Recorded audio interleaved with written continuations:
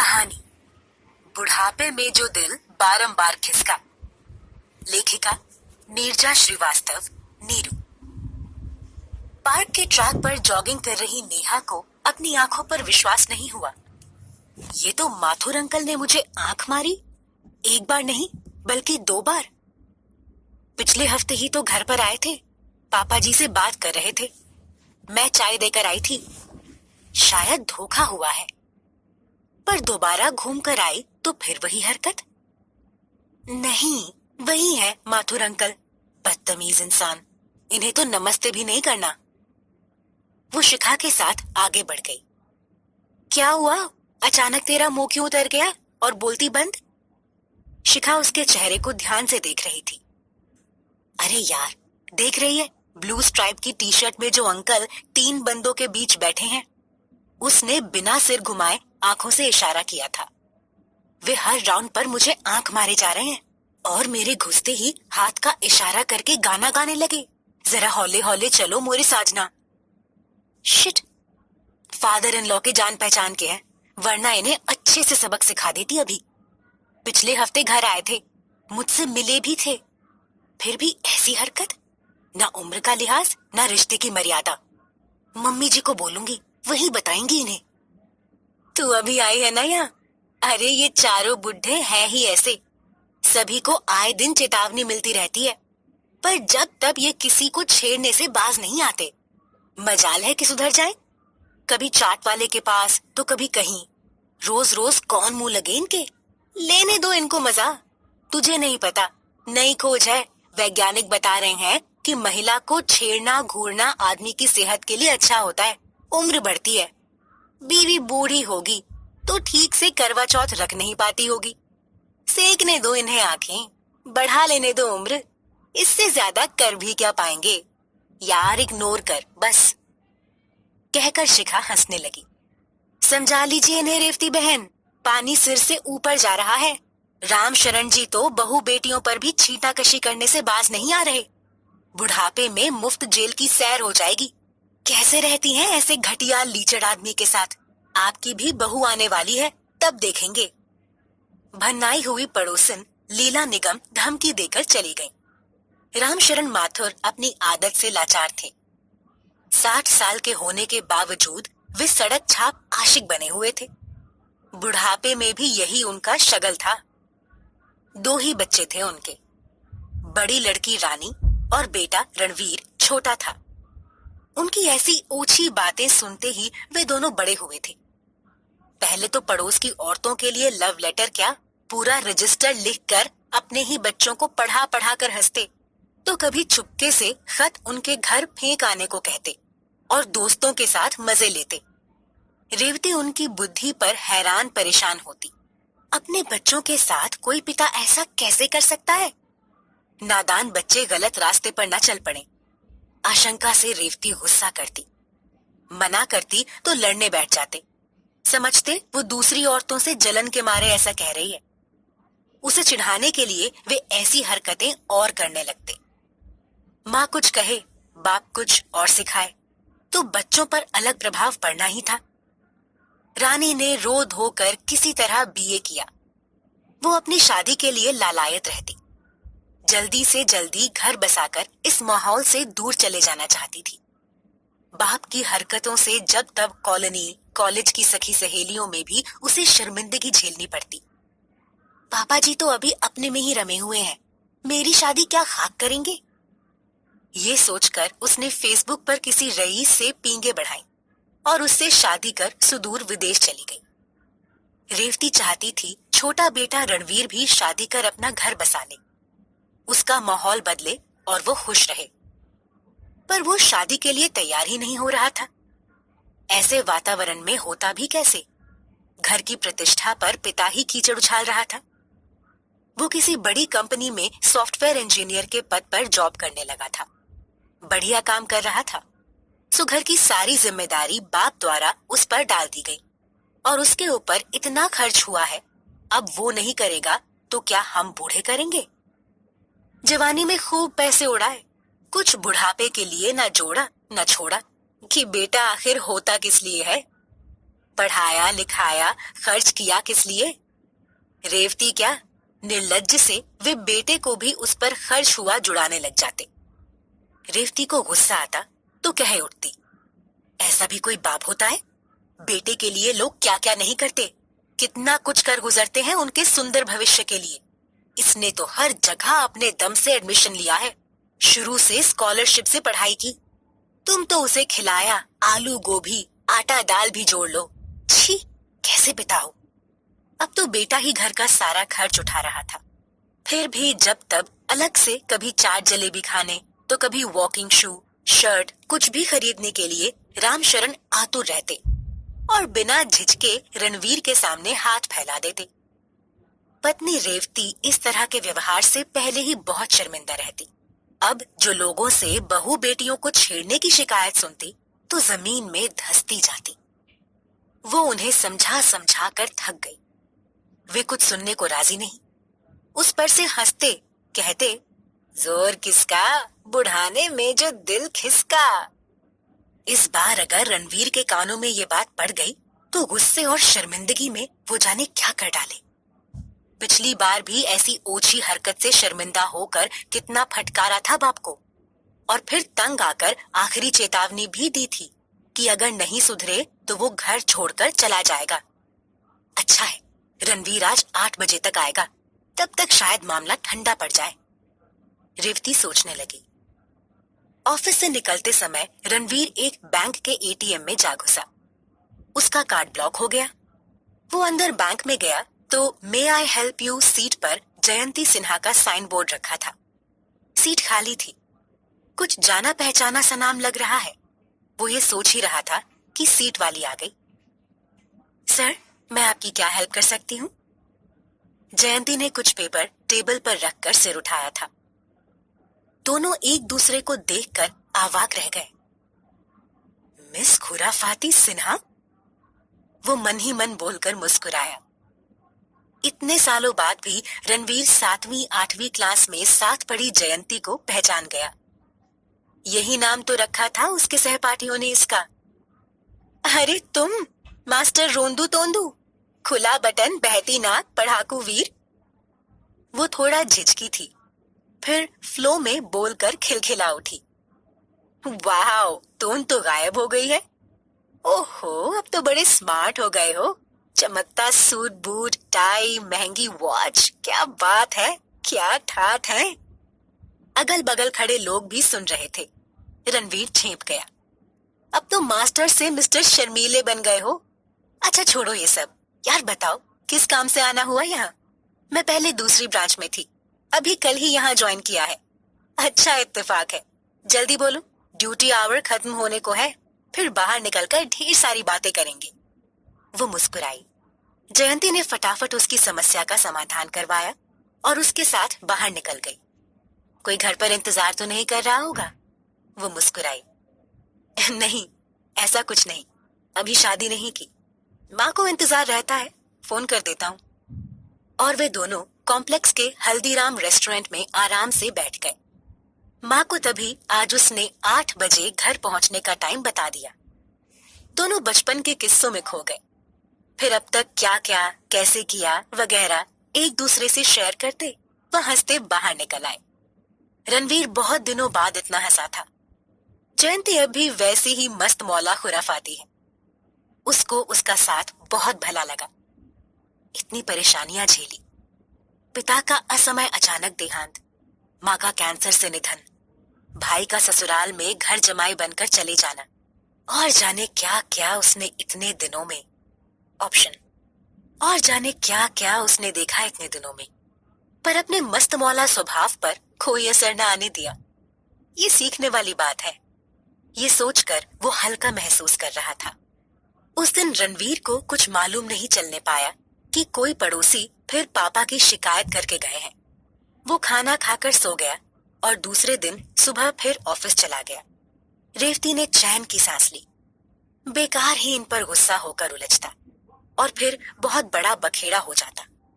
घर बिखर जाए इससे पहले मैं ही कुछ करती हूँ। पिछली बार अपनी सहेली संध्या के दरोगा भतीजे ने इन पर विश्वास कर भला जानते हुए इन्हें छेड़खानी के आरोप से छुड़ाया था, उसी से मदद लेती हूँ। बिना शर्म के बताऊंगी कि ये ऐसे ही मस्त मिजाज है। लोग सही आरोप लगाते हैं, तू ही सुधार के लिए कुछ कर, यही ठीक रहेगा। ये सोचते हुए वो कुछ आश्वस्त हुई। रणवीर और जयंती का तकरीबन रोज ही मिलना हो जाता। दोनों को एक दूसरे का बरसों बाद मिला साथ अच्छा लगने लगा था। एक दिन जब जयंती ने रणवीर से कहा, यार इतने दिन हो गए, कई बार कहा भी, घर में तो सबसे मिलवाओ, मेरा तो कोई है नहीं, ले दे के वही मस्ताना डॉग है, वैसे वो भी मिलने लायक चीज है, चलोगे, मिलोगे? वो हंसी थी। चलूंगा, पर आज नहीं। मैं तुम्हें कुछ बताना चाहता हूँ जयंती, कि क्यों मैं तुम्हें घर नहीं ले जा पाता। रणवीर ने पिता की वजह से घर बार फैले रायते को जयंती के सामने रख दिया। छी, बड़ी शर्म आती है मुझे। घर से बाहर निकलते लोगों से मिलते, सब बाप की तरह बेटे को भी समझते होंगे। क्या करूं, कोई उपाय सूझ नहीं पाता। मैं खुद उस घर में नहीं जाना चाहता, सिर्फ माँ की वजह से वहां हूँ। माँ से अलग घर मैं सोच भी नहीं पाता। ऐसे पिता की वजह से न घर में कोई आता है, ना ही हम किसी को बुलाने की हिम्मत कर पाते हैं। माँ की तो पूरी जिंदगी ही उन्होंने खराब कर दी, वही अब मेरे साथ भी कर रहे हैं। रानी दी ने तो सही किया, लड़की थी, निकल गई जंजाल से, पर मैं तो बेटा हूँ, इन्हें छोड़ भी नहीं सकता। बुढ़ापे में माँ को इनसे अलग भी नहीं कर सकता, साथ रखकर ही पालना पड़ेगा। जब तक इनकी हरकतें रहेंगी, ये जिंदा रहेंगे, तब तक कुछ नहीं हो सकता। कितना भी कर लूं, पर ना मैं ऐसे में खुश रह सकता हूँ, ना माँ को या किसी को खुशी दे सकता हूँ। शादी के बारे में तो सोच ही नहीं सकता। ओह, तो ये बात है जरा सी, जो तुम सबको कब से परेशान किए हुए है। तुम्हें ये जरा सी बात लगती है, इसीलिए तुमने शादी ना करने का फैसला कर लिया है? वो बोली, ना, नहीं, ऐसा कुछ नहीं, पर कुछ हद तक सही ही है। जहाँ खुद मेरा दम घुटता हो, वहाँ किसी को लाने की मैं सोच भी कैसे सकता हूँ? लगता कुछ ऐसा ही रहा है। वो मुस्कुराई। तुम शादी तो करो यार, मैं उसे ऐसे गुरु मंत्र दूंगी कि बस फिर तुम कमाल देखते ही रहना। I promise you. तुम तो जानते ही हो, जो मैं कहती हूँ वो जरूर करके रहती हूँ। कोई और क्यों, तुम क्यों नहीं? जानता हूँ कि असलियत जानकर किसी को मुझसे शादी करना मंजूर नहीं होगा। वो कुछ सकुचाते हुए बोल ही गया। उसके संबल में उसे एक उम्मीद की किरण सी उसे दिखने लगी। पर जयंती अचानक दिए इस प्रपोजल पर हैरान थी। अपनी हैसियत से उसे ऐसी सपने में भी कल्पना न थी। जल्दी में कुछ न सूझा तो वो बोल पड़ी, मेरे ऊपर तो बड़ी जिम्मेदारी है जो कभी पीछा नहीं छोड़ेगी। अभी तो तुमने कहा कोई नहीं रहता, तुम अकेले हो। भूल गए मस्ताना, उसका भी कोई नहीं मेरे सिवा। वो अमिताभ की फिल्म द ग्रेट गैम्बलर के अंदाज में गा उठी। मैं मजाक नहीं कर रहा, पूरी तरह से सीरियस हूँ। अच्छा चलो फिर कर लेते हैं, पर समझ लो मैं तुम्हारी हस्ती से मैच भी करूंगी। एक पहिया गाड़ी का, एक स्कूटी का, आधा तिरछा चला चला के झूम। और वो हंसने लगी। रणवीर की गंभीर गुस्से वाली मुद्रा देखकर वो फिर बोली, अच्छा अब सीरियस हो जाती हूँ। माँ से तो मिलवाओगे या सीधे कोर्ट मैरिज करके घर ले चलना है? वो फिर से हंसने वाली थी, अपने को रोककर मुस्कुराई। जयंती रणवीर की माँ रेवती से मिली, आशीर्वाद लिया और फिर शहनाइयां बज उठी। जयंती ब्याह कर रणवीर के घर आ गई। उसके साथ मस्ताना भी था। रेवती, रणवीर दोनों ही ने उसे साथ लाने को कहा था। रेवती ने देखा, हमेशा गंभीर दिखने वाले बेटे के चेहरे पर खुशी साफ झलक रही थी। मस्ताना की चमकती आंखें रामशरण को लगता उन्हें ही घूर रही हैं। वो अपनी लहरदार घनी पूंछ जब पटकता तो लगता उन्हें धमकी दे रहा हो। कई बार रामशरण मस्ताना की वजह से ताक झांक करते हुए कहीं चोरी पकड़ी न जाए, गिरते गिरते बचते, क्योंकि मस्ताना कहीं न कहीं से उन्हें देख ही लेता। लहराती दुम उठाकर जो वो जोर जोर से भौंकना शुरू करता तो रुकने का नाम ही नहीं लेता।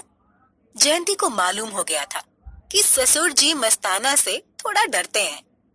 वो अक्सर उन्हें मस्ताना से काफी दूर घूमकर जाते हुए देखती तो मुस्कुराती। कोई शरारत उसके खुराफाती दिमाग में दौड़ने लगी थी। कुछ तो करना ही पड़ेगा, घर में सबके सुकून के लिए। सुबह शाम जयंती भी ससुर जी के टाइम पर ही मस्ताना को टहलाने के लिए जाने लगी। पहले बहुत जिद की थी पापा जी से, आप ही इसे अपने साथ ले जाया कीजिए पापा जी, मैं माँ का हाथ बटा लूंगी, फिर ऑफिस भी जाना होता है। पर रामशरण किसी न किसी बहाने से टाल गए। अगले वीक उसकी छुट्टी सैंक्शन हो गई। जितनी भी छुट्टियां बची थीं, सब ले डाली। रणवीर तो उसे ये जॉब छोड़कर उसे अपना पसंदीदा एनिमेशन कोर्स कर कुछ बड़ा करने पर जोर दे रहा था, जिसे वो अपने घर की परेशानियों के चलते पूरा ना कर सकी थी। अब ये सब करने की क्या जरूरत है, जो चाहती थी वो कर डालो ना। ओह थैंक्स डियर, तुम्हें अब भी याद है? मेरा तो सपना ही था। अभी कुछ दिन रुक जाओ, फिर देखती हूँ। रणवीर की आंखों में असीमित प्यार देखकर वो निहाल हुई जा रही थी। उसे सब याद आया कि वो ब्लैक बोर्ड पर कॉपी में अक्सर सहपाठियों टीचर के कार्टून बना दिया करती। हूबहू कोई भी पहचान लेता।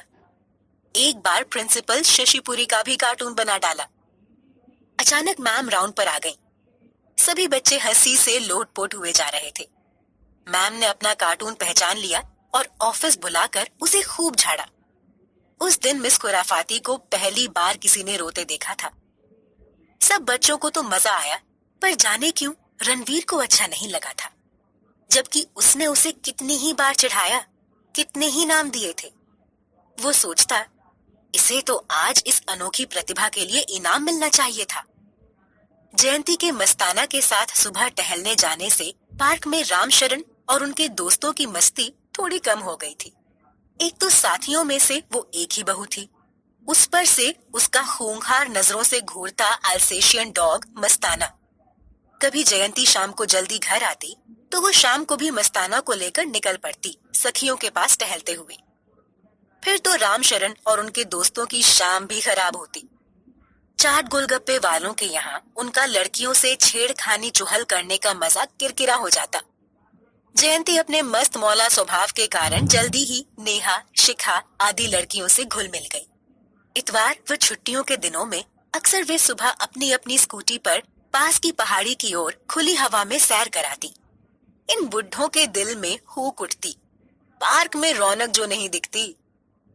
एक दिन आखिर एक बुढ़े ने कमेंट कर ही दिया, अरे कहाँ जाती हो घूमने अकेले अकेले, हमें भी तो कभी घुमा दिया करो, तरस खाओ हम पे। सुन लिया था जयंती ने भी। मस्ताना को लेकर वो थोड़ा आगे बढ़ गई थी नेहा के पास। उसने नेहा से धीरे से कहा, बोल दो, हाँ हाँ एक एक बैठ जाओ स्कूटी पर। तुम चारों अपनी अपनी स्कूटी पे इन्हें वहीं पहाड़ी के पीछे झरने के पास दूर छोड़कर वापस आ जाना। आज इन्हें मजा चखा ही देते हैं, फिर सारी आशिकी भूल जाएंगे। मैं फोन पर कांटेक्ट में रहूंगी। ससुर हैं एक, इसलिए मैं नहीं जा सकती। तब तक मैं घर जाकर वापस मस्ताना को दोबारा टहलाने यहाँ आती हूँ। नेहा ने पलक झपकते ही कहे पर अमल किया और बाकी सहेलियों को आंख मारी। हाँ हाँ क्यों नहीं अंकल, जरूर, हम 4 हैं, आप भी 4 स्कूटी पर बैठ सकेंगे। तो आइए, आप लोग भी क्या याद करेंगे। बुढ़ों का चौगड्डा खुशी की बौखलाहट में जल्दी ही एक एक करके चारों लड़कियों के पीछे मजे लेने बैठ गया। लड़कियों ने आपस में एक दूसरे को आंख मारी तो बुढ़ों ने अपने साथियों को। सबके अपने मंसूबे थे।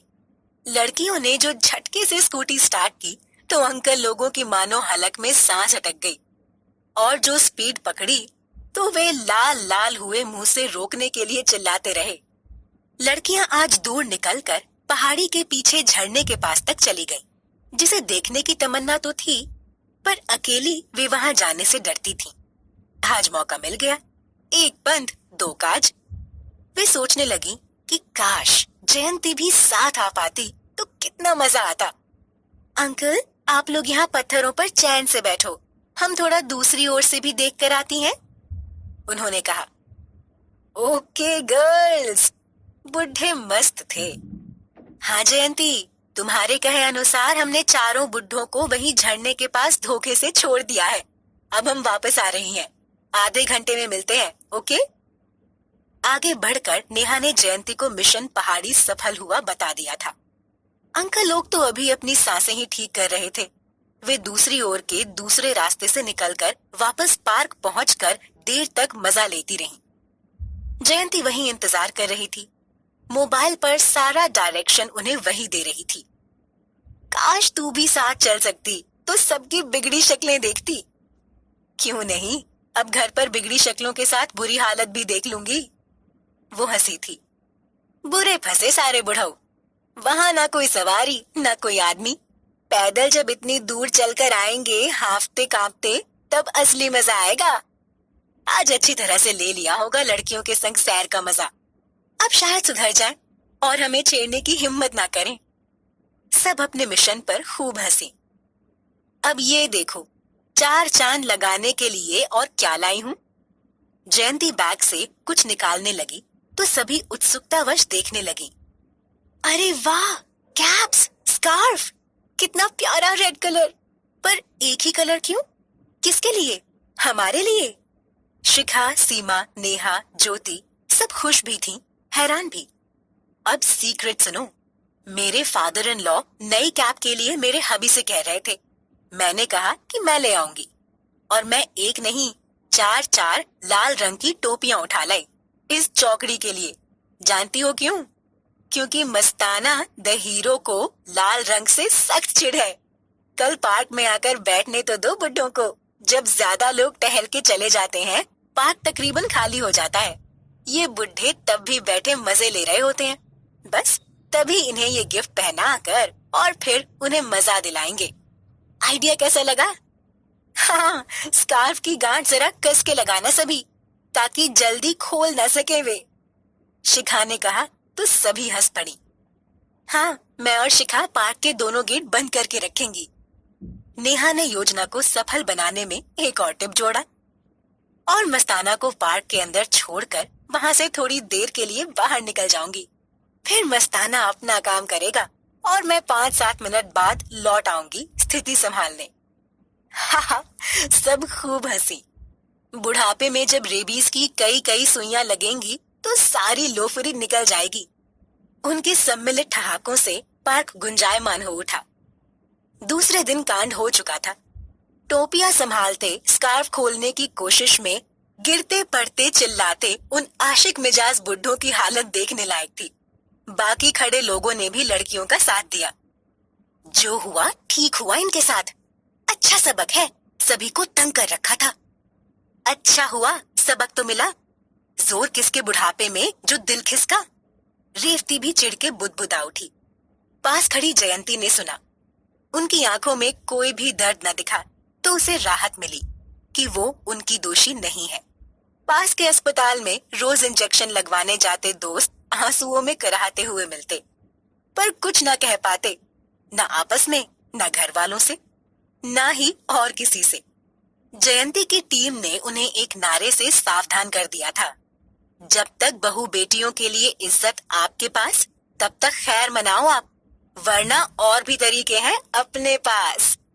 रणवीर सोच रहा था चारों में से किसी के घर वालों ने रिपोर्ट क्यों नहीं की। उसने आंगन में मस्ताना के साथ बैठी पेपर पर कुछ लाइनें खींचती जयंती की ओर देखा तो पास चला आया। देखा तो वो मुस्कुराने लगा।